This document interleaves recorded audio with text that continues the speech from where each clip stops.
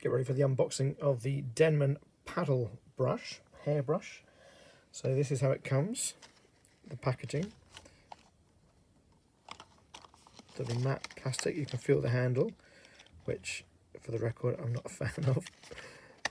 But let's get it open.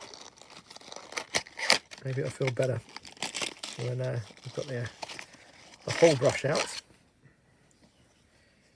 So the handle just feels quite solid. Obviously it is solid.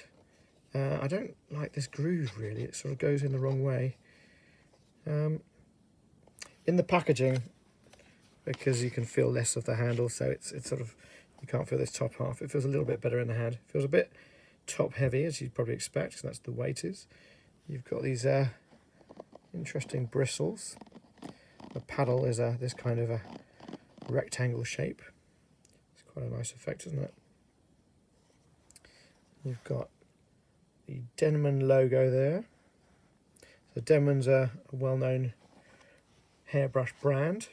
And then you've got the Denman in more printed than embossed gold on the other side, on the reverse side, with the logo there as well. Cheap plastic. Build quality feels good though. I think I paid about $7. There you go.